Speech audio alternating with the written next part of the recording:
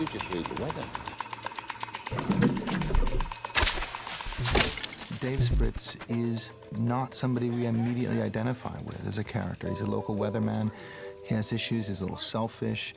But he's pretty much just like everybody. You know, I think we're all a little selfish. I think we all have these issues. I think we all want to be a good father. We want to kind of get that job and be important.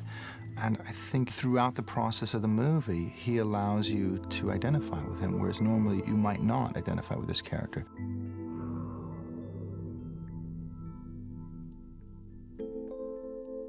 You know, when I watch TV and I see these commercials of people who are smiling so much, or early morning TV shows where people are drinking too much coffee and they're those happy, smiley people and really chipper and bobbing their heads around, and it's just a mask. And what is their life really like behind that mask? And it seems like the more they smile and the happier they get, the more they're hiding. And the thing that I responded to in the screenplay was that it's about one of these smiling heads, but you see what his life is like behind it, and it's not easy. Nobody can do what Nick does. You know, he really, he can take a character who's emotionally flawed and conflicted, and he kind of just opens this door and he lets you in as an audience. And I think he can be incredibly subtle and incredibly brave in terms of just sharing that with you. Gore Verbinski and I, we have a terrific rapport on set. I think we both saw an opportunity here to do some experimenting. We're trying some things which neither one of us have done before. We both realized that this was a labor of love for each of us. You know, we start the movie with Dave trying to put his family back together. We also understand that he can't live up to his father, and this father has an illness.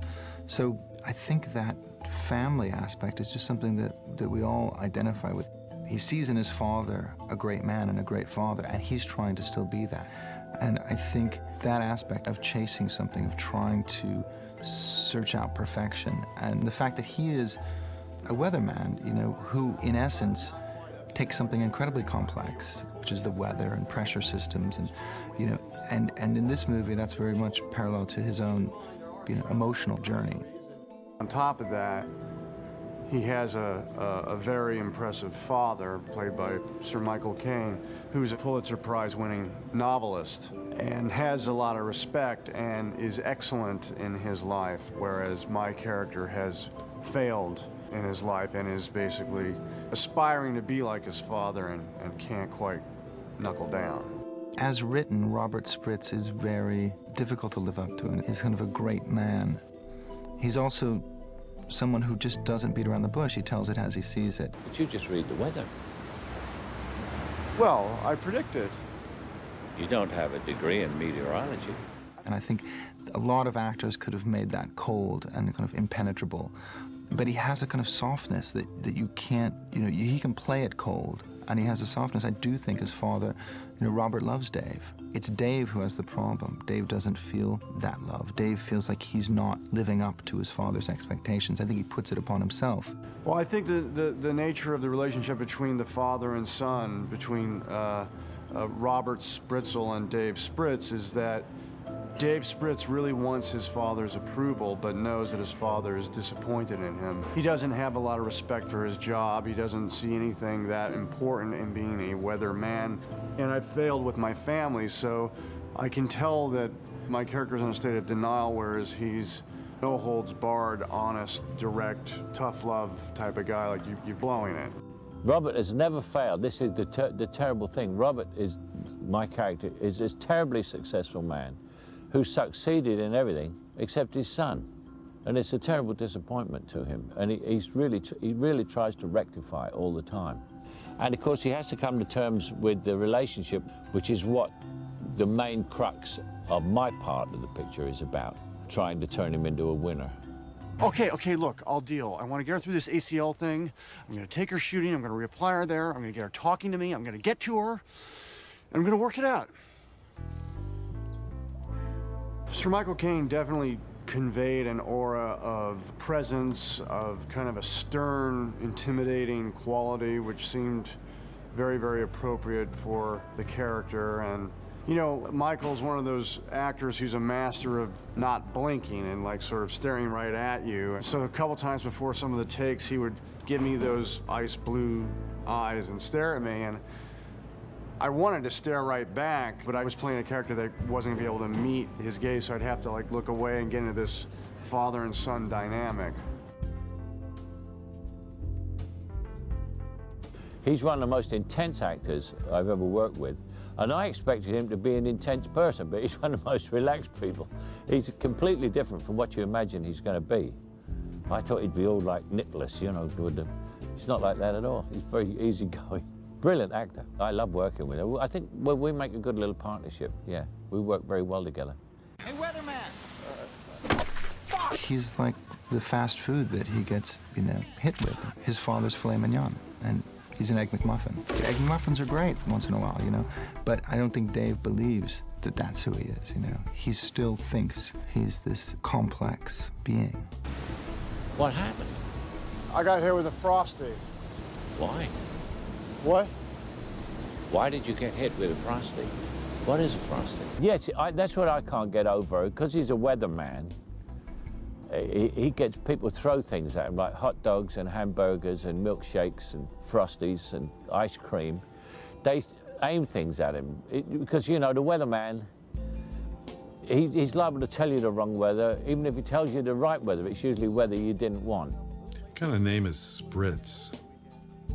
It's a bullshit name. Something about him annoys them. And maybe he's not getting the weather right, or maybe they don't like his face, or maybe they don't like the way he makes money with doing very little work. Consequently, he's always getting food thrown at him. People are throwing chicken McNuggets at him or Frosty shakes. And his father, played by me, can't understand why every time I meet my son, he's got sort of hot mustard going down his, or a milkshake. I know. He said, people throw things at you? Why? He said, I'm the weatherman. Well, that was one of the most enjoyable parts of the film, was being able to throw things at your lead actor. I certainly couldn't let anybody else do it, you know, particularly as you got into take 4 or 5. Now, Gore's pretty good. He'll get this in about, you know, first 3 takes, he'll probably get it. Are you ready? Nancy, come on. You know, did you know that? God, fuck! Did you know that? God, fuck! God, fuck!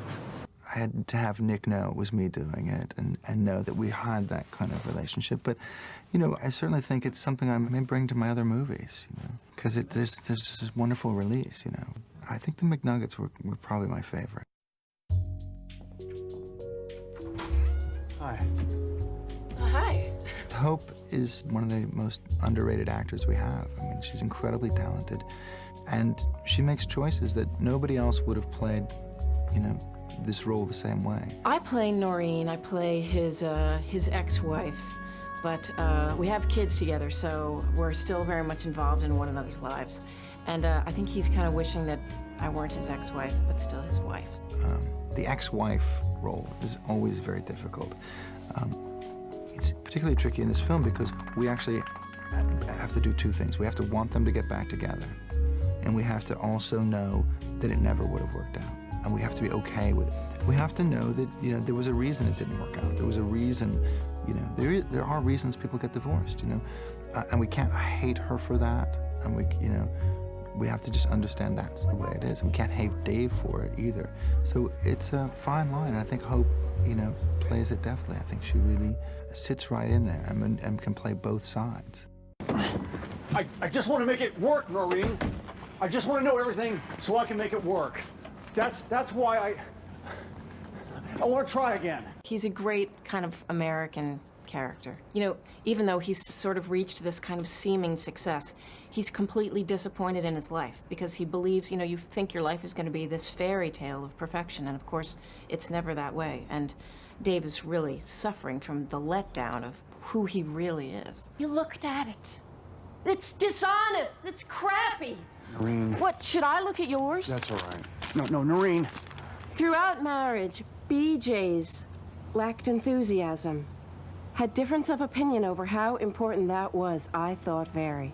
He's amazing. I mean, he's incredible in this part. He's created such a sympathetic character of, he's so funny, and it's just, he's pathetic and and he's trying to do everything right, and he just doesn't have a clue. And I don't know, Nick manages to do this in a way that nobody else can do. When they first meet each other, there's this awkward space between them, and they don't really connect, and he tries to break that by throwing a snowball at her to kind of get back to the fun they used to have, and that goes wrong. Yeah, there are these great scenes between the man who, my current boyfriend, who, you know, I'm very involved with, and my ex-husband, who are fighting like, you know, kids in the sandbox, and they're extremely competitive, and my ex-husband acts in just a ridiculous fashion. He slaps him in the face with his gloves at one point.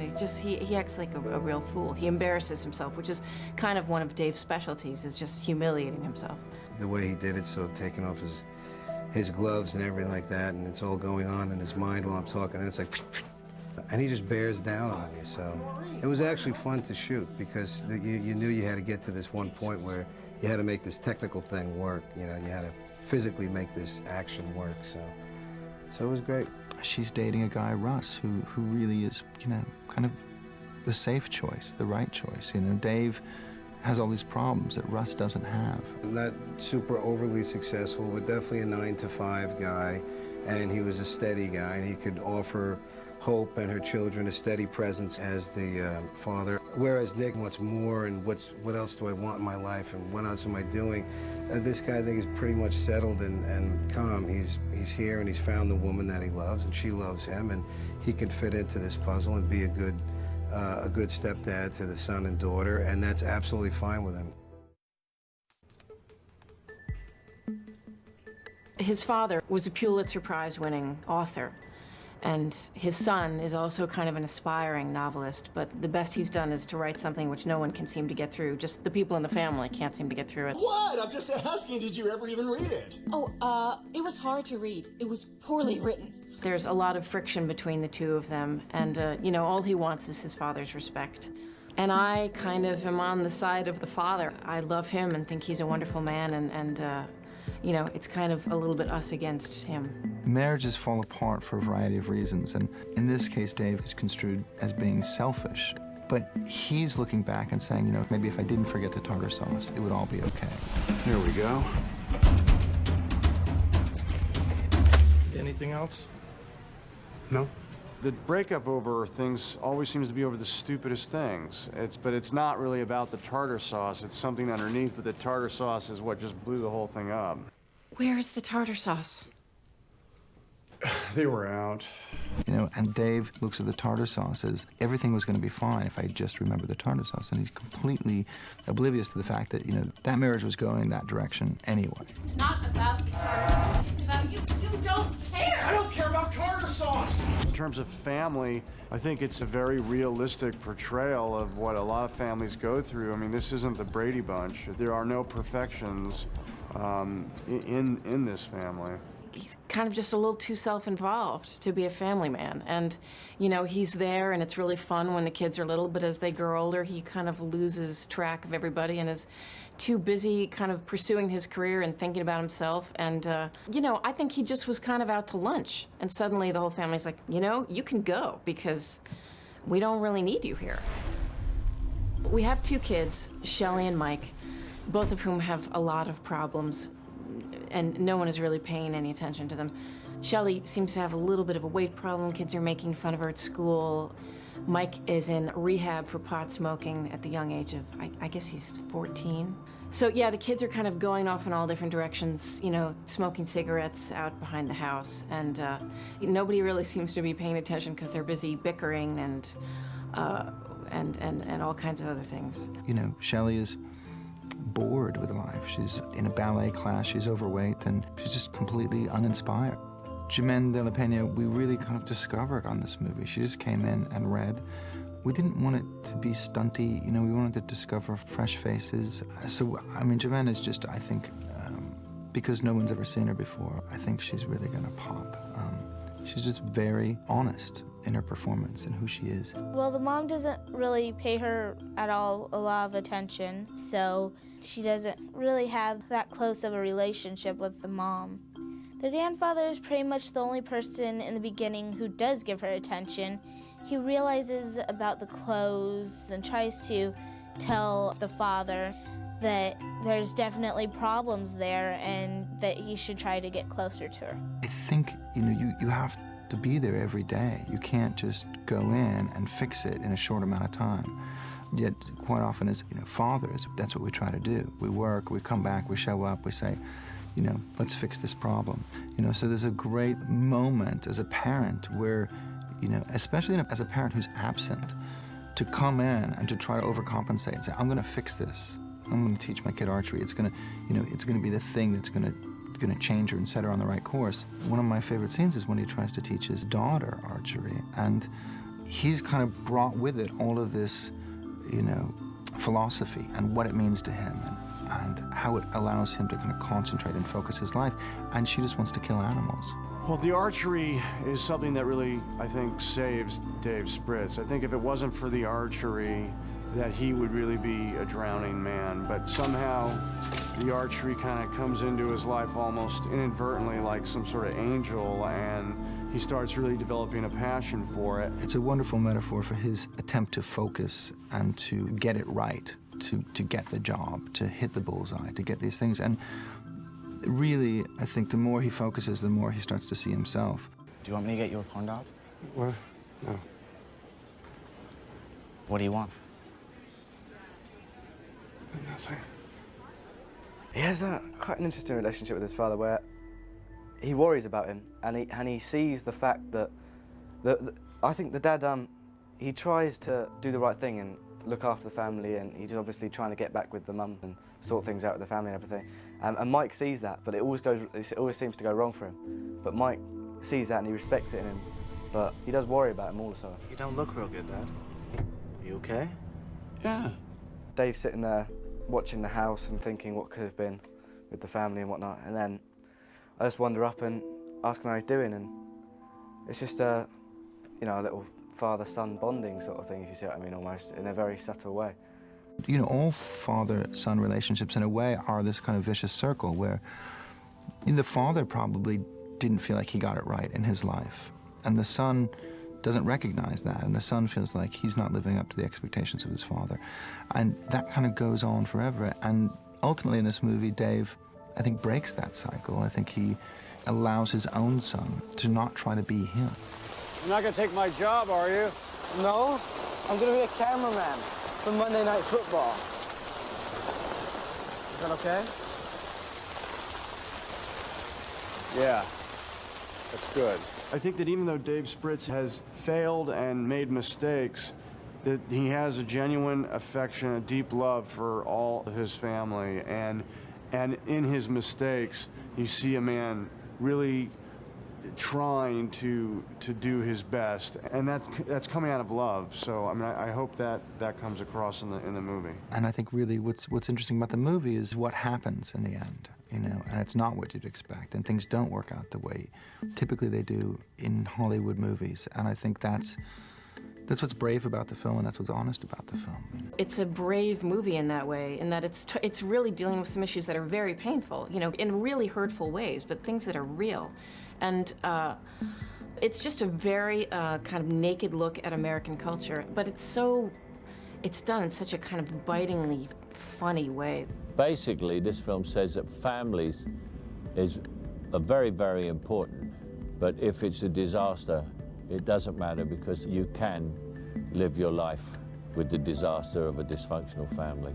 There's always hope, even for a disaster-prone guy like Nick's character, David. He's the guy you see on TV, but he's really much more than that.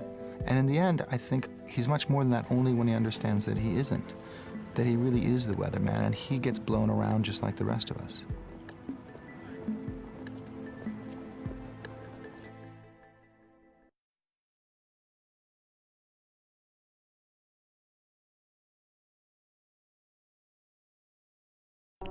When my back's against the wall, I order a chink call girl, where I box some rounds with Richie the Puerto Rican southpaw at Clancy's gym. Did you start my novel yet? What's that? I thought Dave's science fiction novel, or whatever it was stupid and sucked and was a waste of time. Breaking Point. Did you start that? No, I haven't yet, so. It was hard to read. It was poorly written.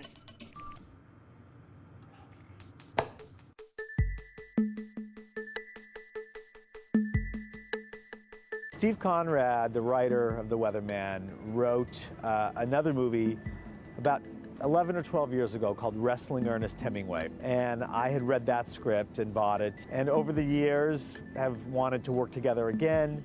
And he wrote The Weatherman and he sent it to me. And I read it and said, this is one of the most unique scripts and funniest and most touching scripts I've read in my career as a producer. I really wanted to try something in a completely different direction. And about 2 months later, I read Steve Conrad's script, The Weatherman. And it was just completely opposite for me in its challenges, because it's not really built on a plot or a genre. It's really built on a kind of accumulation of details and emotions that became the structure and the story, and it's really deftly written. You're a real blue ribbon fuck. When you're making a genre picture, it's all about the language that's been established before and how you manipulate that language and how you play to those expectations. When you're making The Weatherman, there really isn't anything to go to. You look at life. So you kind of zoom into this, and the little bumps become dramatic. They become emotional. There's like an emotional structure, really, to the film. And it all happened within under a year, actually. From buying it to interviewing directors, hiring Gore, getting Nick Cage, getting Michael Caine, and the studio saying yes. It's all happened under a year, which is pretty unusual, but the script was that good. We spent a good 6 months before the production, just working on the story, and you can tell from Gore's pictures, his earlier pictures, that he's a really hard-working director, and that he comes with a plan. Like, he sees the movie before he starts to film the movie, and if a director comes prepared like that, it makes it easier for everybody else to do their jobs. Everybody has a pretty good idea what he's hoping to get on film. Steve Conrad is somebody I would love to work with again, because I think he's got a very unique way at looking at things. And if I have a problem and I feel like the movie's not coming together, we really collaborated and got together, and he would take my proposed solution to the problem as a way of understanding the problem I'm having, and then he would find a different solution that was better. One of my first reactions was that it seemed to be incredibly honest, the screenplay to The Weatherman. It had a lot of twists and turns in it. It had surprises. I didn't know which way it was going to turn out. A lot of emotion. I felt it gave me an opportunity to express some range. And I hadn't played anything like this before, you know. I've never played a weatherman. Our Spritz Nipper of the week with a high of just 24. Dave spends most of this story on the sort of edge between stability and really dropping off into a very serious emotional mess. One of the things that has rubbed him the wrong way about his career is during his 5-day forecast, he's been asked to select the coldest upcoming day and to label that day the Spritz Nipper. Hey. Hey. It's been cold. Yeah. What's the nipper this week? Thursday. Thursday's the nipper.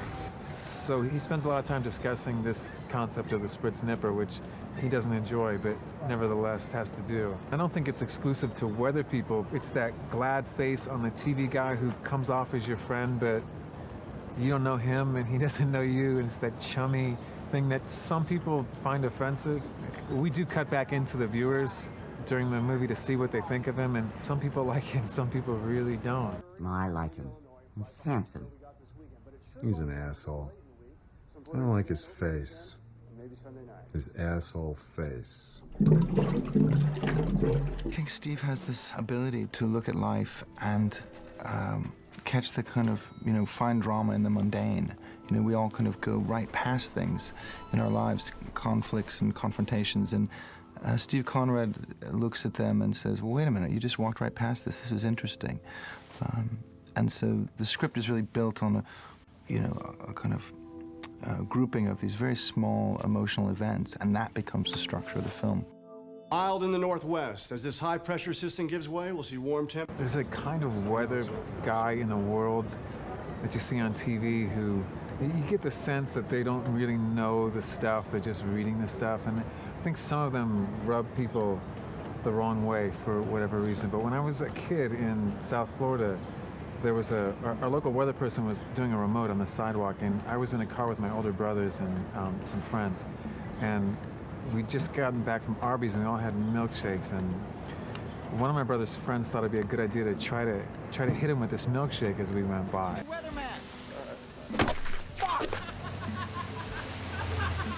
And they tried and they missed, and I was nervous and I hid in the back seat. But I remember thinking after that day for a long, long time, like, why, if he was the anchor person, would someone have thought of that? Or if he was even the sports guy, it never would have occurred to anybody to do that.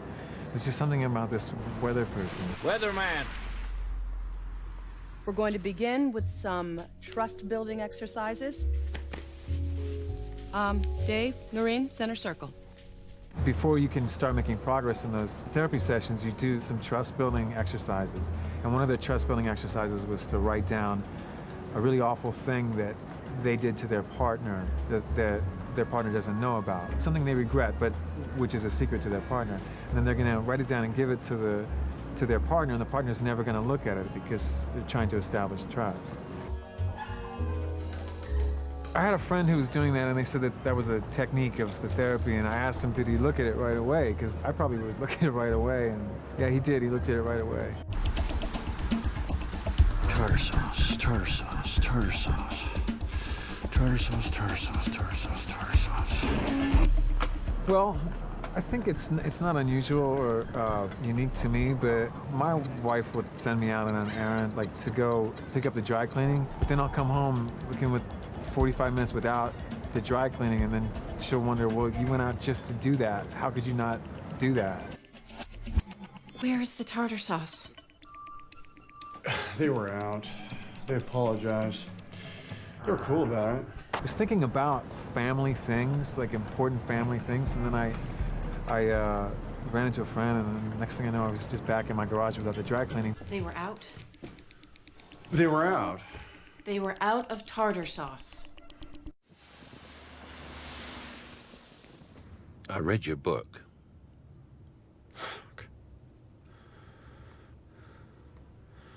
It's just what I do, David. I've practiced and I've gotten good. Like you in the weather business. There's that myth that you hear a lot, and I don't know if it's American or worldwide, but it's that the apple doesn't fall far from the tree, that idea about fathers and sons, but I think that it's not particularly true. I think the apple falls really far from the tree. I don't do what my dad did, and my dad didn't do what his father did, and my son probably won't do what I do. I thought that that was probably worth checking out, that idea that, hey, wait, we really do fall really far from the tree. And then how do you connect? Once you wind up far away from what your dad feels, thinks, represents, works toward, how do you connect then? That's quite an American accomplishment. Thanks. It's the content of the film is brave and honest and in your face. And I think it needs to be that. And I think audiences want that. I don't think they want everything sugar-coated. And the movie does not sugarcoat anything. It's very honest in its telling of a man's life with women, and a man's life with career, and a man's life with his inner thoughts and what he's feeling throughout his daily life. I think there's a lot of Dave Spritz in Steve Conrad. I really do. I think he's opened himself up with the screenplay, and he's kind of spilled his guts on the table.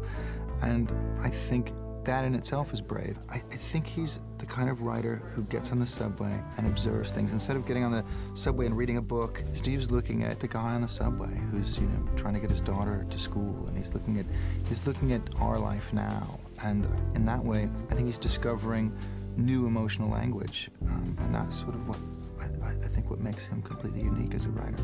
I think for Dave, it starts the movie where he still thinks he has all those options, and you know, the lucky ones realize it. You know, there's people who go their entire life not realizing who they've become. You know, Dave is one of the lucky ones. He actually realizes who he is and comes to terms with that. I think that story will always be relevant.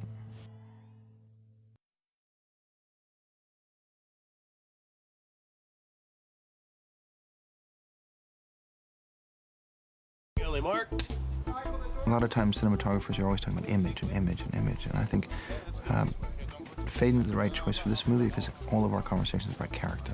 It always comes back to Dave. What is he trying to do? What does he want? How does that frame, does that composition achieve that? Or location scouting, and I take pictures, and he shows up, and I took this picture 2 weeks earlier, and it was snowing, and we need to achieve this look because that's the right kind of emotional context for the scene. I think that's really where Faden and I kind of work the best, is when we can not let, stylistic choices be imposed on the writing.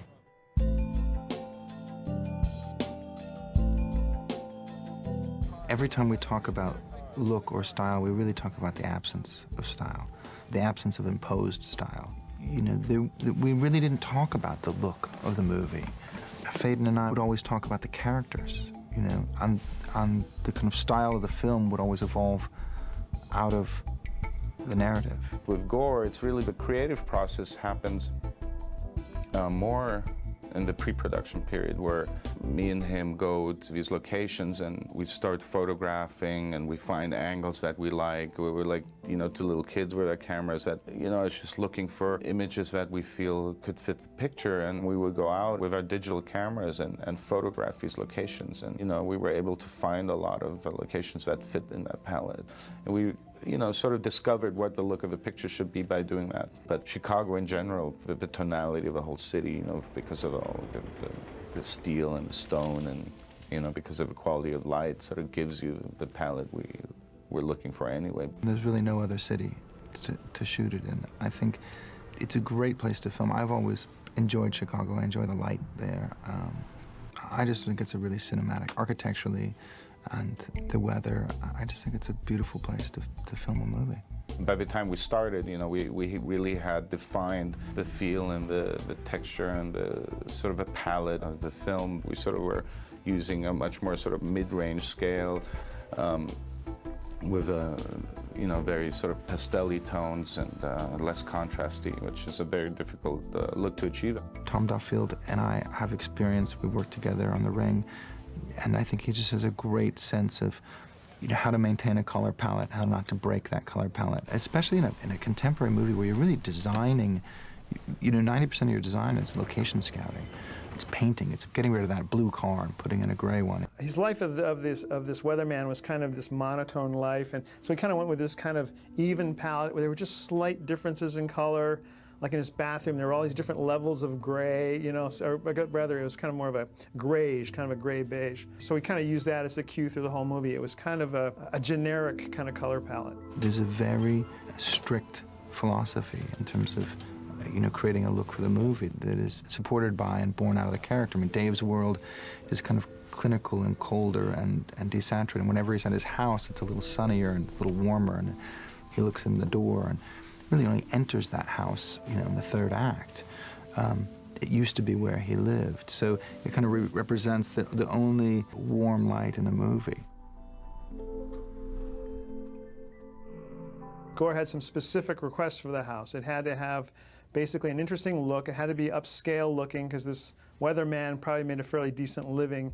And I kind of came to the conclusion right away that I didn't want a house with a house right across the street, because then you're just always looking into somebody's house. We had so much work on the front porch of the house. I was looking for a house at the end of a T intersection, so you could have people on the front porch and get all the depth of the street and the people and all the houses in the background. And when it snowed, all the trees got snow in the trees, and it looked really cool, the snow going off to the horizon. So basically, I locked in this one house. It was kind of a French provincial house, had a nice color of brick. It wasn't too red, it wasn't too beige. It had a nice appeal from the street, and had a great curved walkway and a nice big porch with a window off the living room, and you could do shooting to and from the house, and a great place to work, a lot of room on the front porch. I thought it was the ideal house. He wanted the inside of the house to be a warm house, because this man has lost his house. He worked his whole life, he had this house, and now he's outside looking in. He's kind of living in this monochrome world, and he looks inside and there's warmth. He sees his family, he sees the warmth of the house, and he can't have it anymore. He can never get past that front door. I wanted the colors to be dark on the walls, warm, I use like these dark gray greens. That's one of my favorite colors. I use it a lot. I used really dark ochres, warm whites, really everything was warm. Even in the front entry hall where we had a lot of work taking place, I used this kind of a blue and taupe wallpaper that if you look really closely, you'll see one of my subliminal weather things. If you look closely at the wallpaper, they look like little satellite photos of like hurricanes. There's just these little swirls in the wallpaper. It's really subtle, but when I was picking through the wallpaper, I go, oh, this looks like a colorized view from a satellite of a hurricane. So we use that. You'll see it if you look really close in the blue taupe wallpaper. For him, we wanted to give him an apartment that was equal to his stature as a weatherman.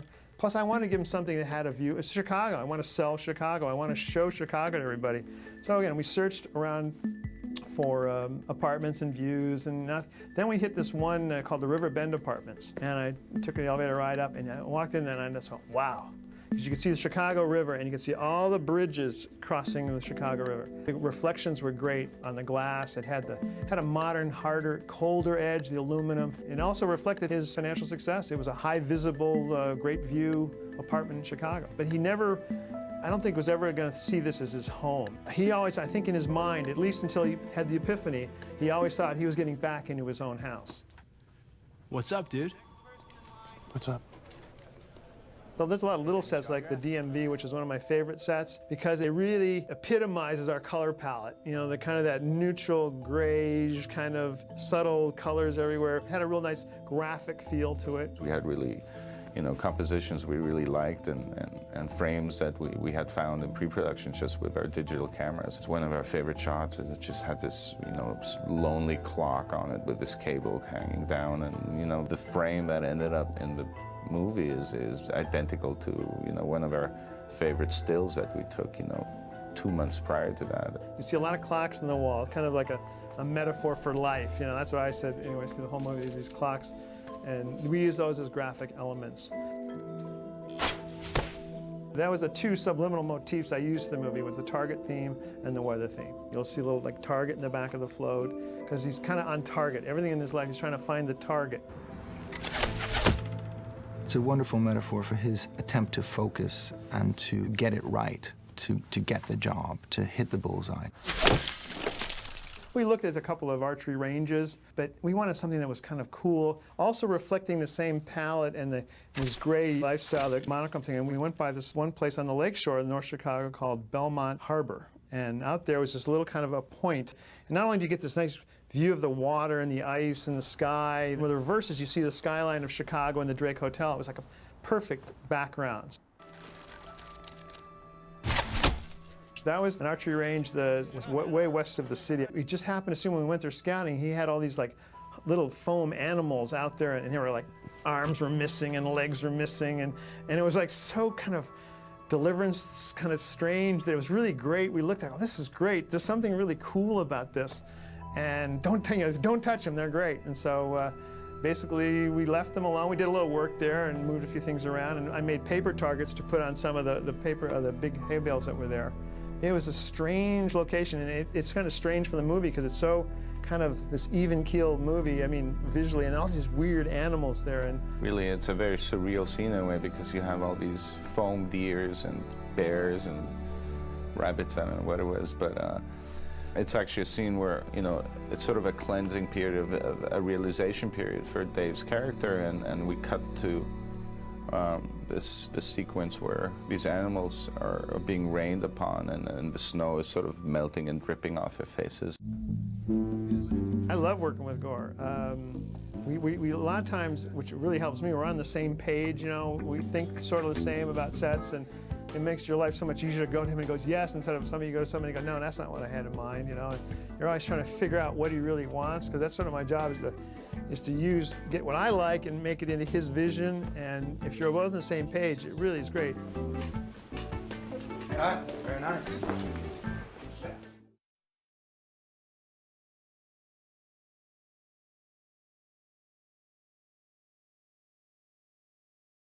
On speed. The character I play is Dave Spritz. He's a Chicago weatherman, and I point that out because a Chicago weatherman is a whole different animal than a Los Angeles weatherman. You know, a Los Angeles weatherman, he's got basically one season.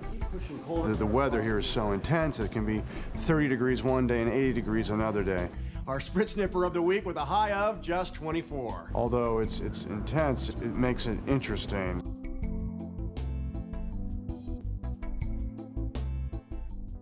I'm Tom Skilling. I'm the chief meteorologist with WGN-TV in Chicago, and I was contacted by Paramount scouts early on. They were kind of casing our office to see what a real weather office looks like. And they came through and were asking what was on our monitors and what sorts of charts we look at each day, and what sort of information we look at, and kind of what our day is like. After the story was done, we spent tech time with our big guy in Chicago, Tom Skilling, who is a meteorologist. He's exceptional. He's a scientist and a really good broadcaster of the weather.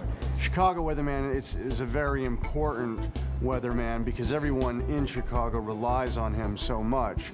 And if he gets it wrong, it really can ruin their day.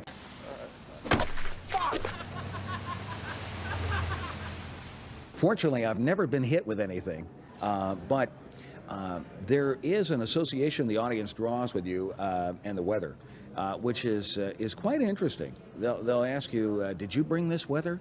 Or are you responsible for this weather? And you have standard replies to that, something like, well, gee, it's a gorgeous day, but we had a lot of help.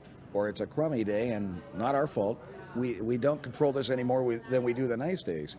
But that's the sort of interaction you get with people. They see you as not just the messenger, weather messenger, but also as somebody who has some control over what's happening. And of course, we don't. Why even forecast? It's a technical art, not a science. People get that. Let's narrow it down, Tim. Dave, it's random. We do our best. A day can have that variance. We really went to Tom for kind of our technical advisor, and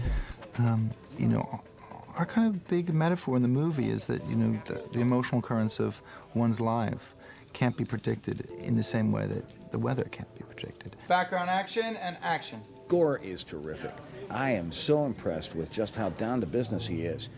We worked closely over the weeks before the shooting began in preparing the graphics that are used on the chroma key screens, and they went over every single detail. I mean, it was amazing how careful they were about what we put together, and I always sensed it was being done with an eye toward what Nick Cage would feel comfortable with. I think the hardest part about being a weatherman was just simply that I wasn't prepared. I came in on the day and they said you have an hour to rehearse, and this is the clicker, and you got to figure out what the geography is on the map, and oh, and by the way, here's 2 paragraphs of dialogue. And I said, well, can't you put the dialogue on a teleprompter? I haven't had time to memorize. He said, no, we're going to have your image on the teleprompters. Nick Cage has been just terrific. It's not easy coming into somebody else's environment and trying to reproduce what they do. It's pretty impressive the way he steps into that role, stands in front of this strange green screen with nothing on it, and interacts with it like he's been doing it all of his life. It's very hard to do all that, to do, those gestures. And one of the things early on is, when we first meet, he kind of is practicing those gestures, the clicker and the turn and all of that. That's part of his identity, and it's kind of like his Tai Chi, and in the morning. I mean, he gets up, has his coffee, and he runs through his business. You have to really practice it. And he's been very instrumental in kind of teaching Nick the rhythm of that, and teaching Nick the rhythm of delivering the weather, and looking at the teleprompter, and looking at the green screen, and having the monitor in your ear, and it's a lot of practice. The hardest thing, I think, for an actor to do is exposition, So, Nick could do 5 pages of dialogue if it's emotionally based, but it's very difficult to come in and do, a page and a half of, down in Waukegan we've got 32, and up, it's a hard thing to remember because it's just data. So those were difficult scenes to shoot. But first, Dave Spritz has a check of our national weather. Dave? Well, thanks, Bryant. Well, it feels like spring if you're in the Northeast. Is it going to last? Let's take a look. This has been a lifelong passion. The weather has always fascinated me. My parents could never quite figure out what they had done wrong. They would have preferred to have had a doctor or a lawyer. But I don't know, the weather affects everything we do so directly. It affects the way we feel, it affects our psychology, it affects the way the economy works. We find it even affects the way medicines work and all. So I think that's why there's this bond between the audience and the weather forecaster that's kind of unique among news team members, because you're dealing with a subject that has some impact on everybody at some level.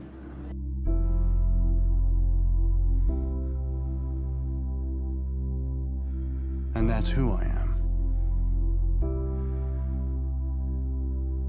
The Weatherman.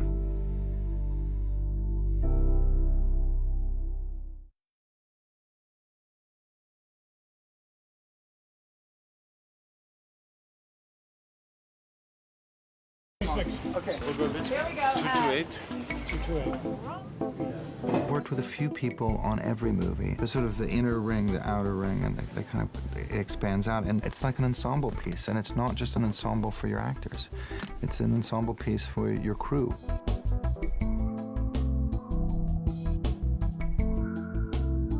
Action.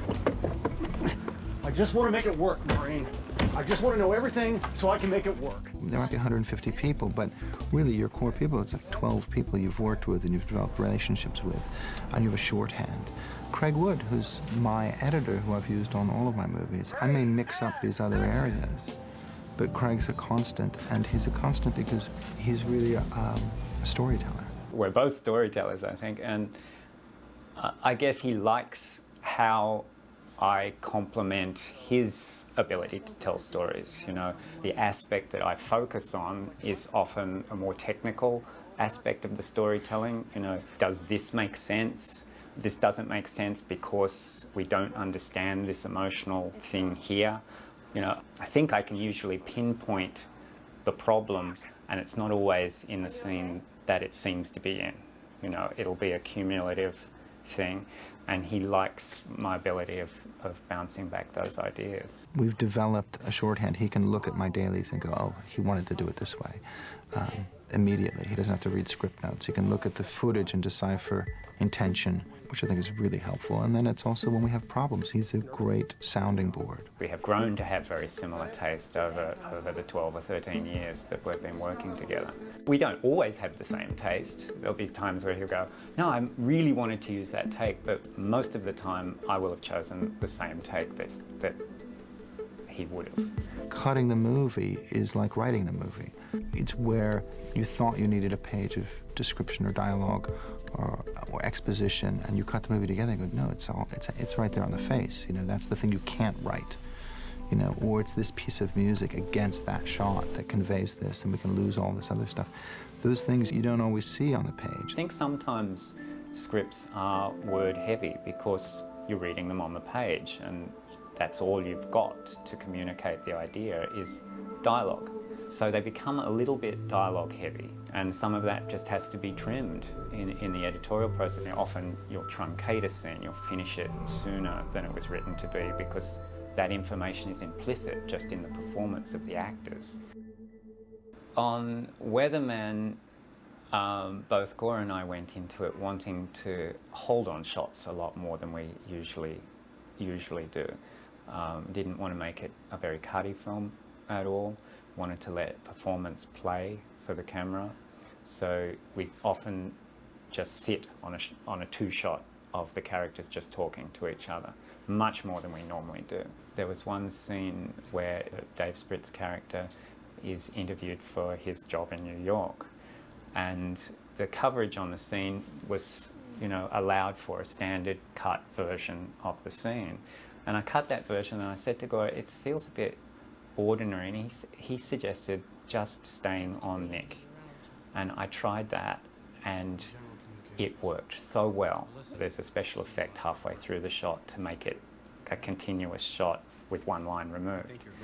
Other than that, it's as it was shot, at just a single shot of Nick. And I think it says more, it's funnier, and it's just a better piece of filmmaking. Cinematographers, I like to change because of my relationships with the DP, because of their strengths, that I think we can collaborate uniquely in certain circumstances. And in the case of Faden, he really is a filmmaker.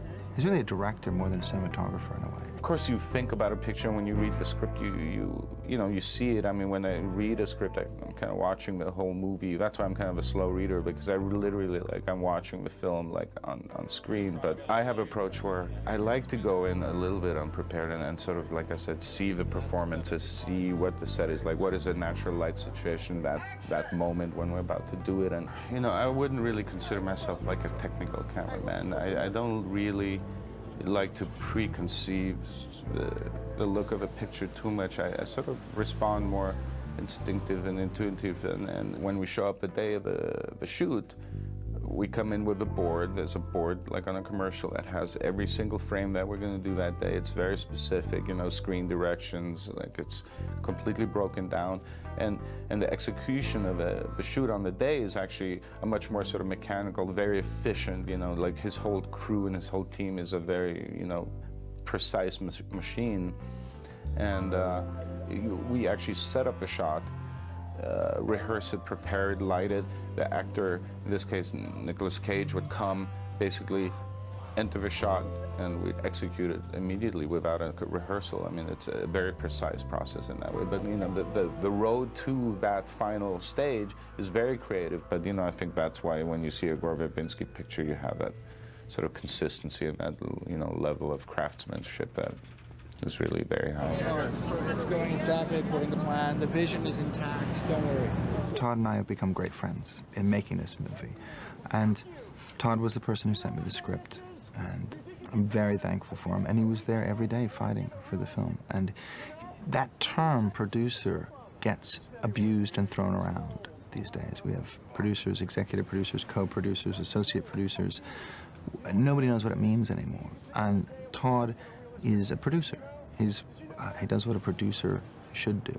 And, you know, he orchestrates talent, works on development, is there looking at dailies every day. He's, you know, as a director, he's protecting you from kind of all this BS that distracts you from doing your job. And he's just a great collaborator. Well, Gore has an amazing talent that a number of directors don't have. Gore is great with story. He knew exactly where to go in and say, okay, if I'm the audience and I'm watching the movie and we're at this scene at 7:30 in the evening, because the movie started at 7, I want to be feeling this. I want to be feeling this at 7:40. I want to be feeling this at 7:50. And I've never worked with a director that is so aware of an audience and of entertaining an audience throughout the directing of the movie. He's put the movie together in his head while he's shooting it. It's almost as though he's the editor while he's the director. And it's a great, great gift as a producer to work with a director like that. All the choices on this movie for me were people who understood storytelling. Penny Rose, who did costume, was, you know, especially in a character piece, there's nothing else to distract you. You're really looking at the actor, you're looking at the clothes they're wearing. You know, finding Dave's suit was really important, finding those ties, you know, making it not quite fit, you know, in a movie about a character who's not that comfortable with himself. And then at the end of the movie, you know, just slightly tweaking it so it just sits better, his collar feels better. That was totally down to Nick and I. And then by the time he starts to be a bit more successful, he looks a bit better. Taking Michael Caine and giving him a wider collar, you know, throughout the movie and making him feel like he's shrinking a little bit and getting thinner. Very small things just to make him feel like he's kind of fading away. This great man who's just, you know, in decay. We just gave him bigger size shirts and, you know, let the suits out a bit. But we didn't make a big deal of it. He acted it, actually. Shelley dresses in clothing not appropriate for her. Clinging stuff. All kids wear... Dad, it's a different generation. They call her camel toe. What? Are you aware of that? What? That her colleagues call her camel toe. What are you talking about? It means the crease in her vagina that they can discern through her clothing. What? You know, she's an 11-year-old kid who has absolutely no idea of her own body shape or language. And we had to turn her from a kind of schleppy kid into a kid that looked nice. She was quite shy, Jermaine, and yeah, I mean, I think it worked out fine. And Nicolas Cage was hugely helpful with her when we were shooting it, encouraging her. And I think in the end, she quite liked looking like a kind of yuppie little girl. You like it? I like it, yeah. Do you like it? Yeah, I think I do. Do you feel comfortable in it? Because, you know, that's the thing. Yeah, it's comfy. I just wanted to make her look a lot more sophisticated and elegant. And I used to say to her, you know, if you were having lunch with your grandma, which of course in England would mean you would really dress up.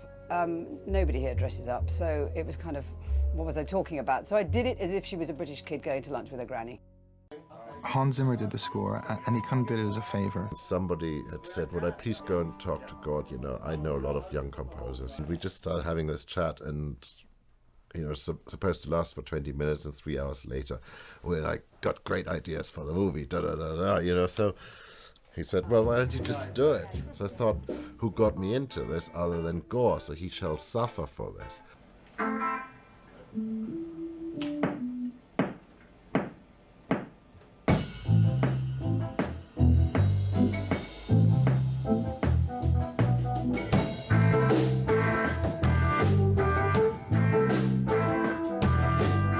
So I wrote it for Gore playing funky guitar, my friend Heitor Pereira, who is actually an amazing guitarist who had to go and play bass, Jimmy Levine, who is one of the great sort of gospel organ players, he got to play a real Fender Rhodes, and my friend Ryland Allison playing drums. And we just set up in my room. We didn't go to a studio, we just set up in the room.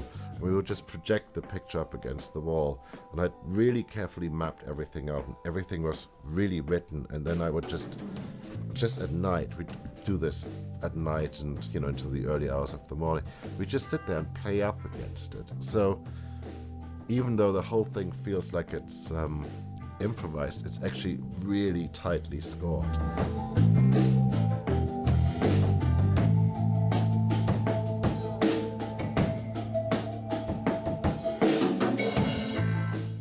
I had sent him some bits of music of different things I had liked, and I was feeling this, for winter I was almost feeling this kind of reggae vibe that really isn't something you think about when you think about winter, but it kind of had a nice cross current.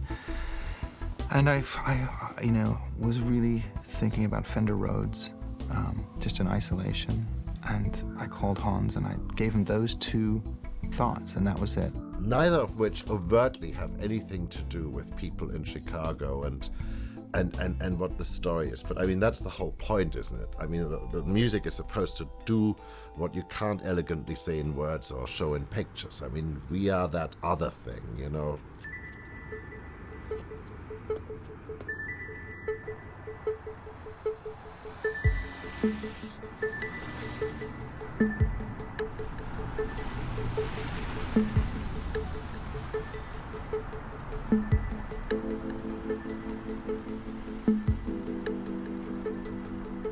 And I just wrote this long stream of consciousness thing, you know, stream of consciousness, but being German and a perfectionist, it was all like, you know, I had thought about every note during my stream of consciousness.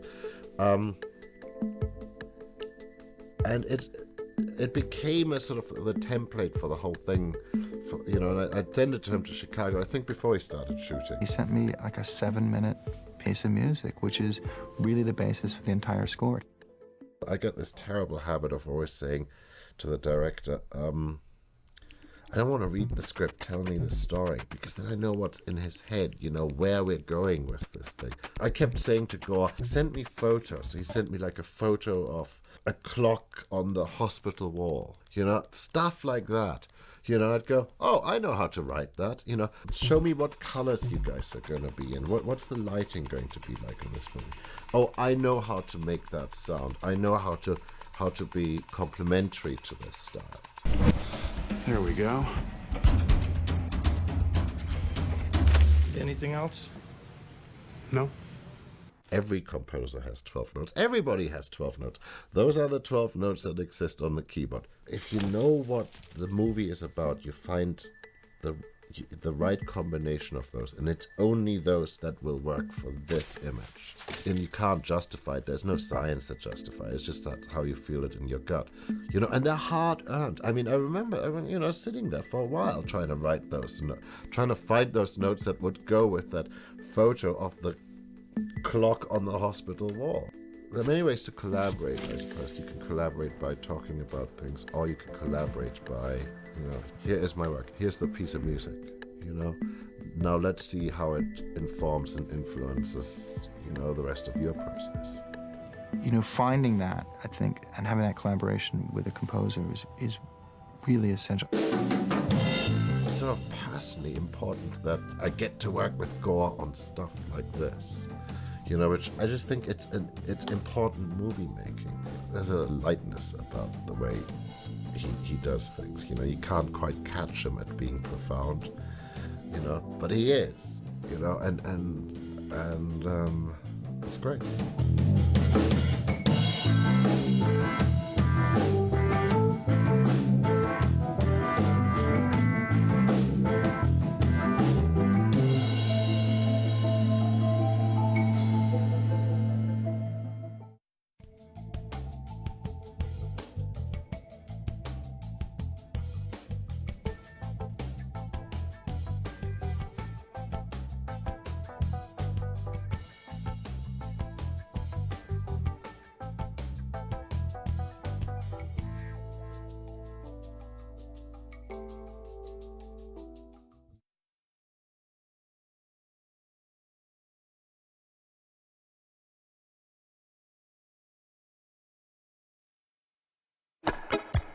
This wind system will keep pushing colder air across the Midwest. Our Spritz Nipper of the week, just 24. I don't like his face. I like him. He's handsome. My job's very easy. 2 hours a day, basically reading prompts. Hey, Weatherman! Every couple months, someone throws something at me. I receive a large reward for pretty much zero effort and contribution. The shakes and stuff are a reaction to that, I think. Why would someone throw a shake at you? You just read the weather. How's Shelley? She's doing great. It's fruitless for Shelley to be dancing. She should find another interest that would be more rewarding to her. We've talked about that. Well, you should do something, son. My father's Robert King Spritzel. He was a great writer and a great dad. You always worry about your kids, no matter how old. There's always looking after. Noreen! Ow! What are you doing? I was just...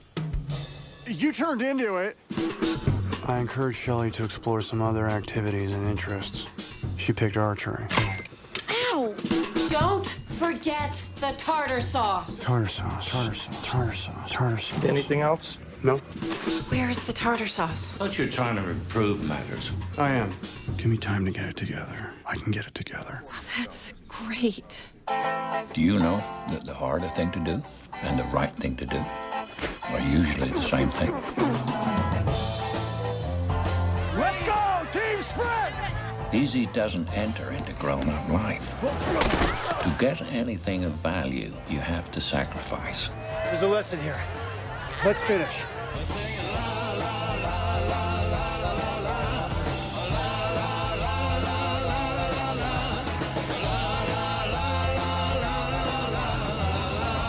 People don't throw things at me anymore.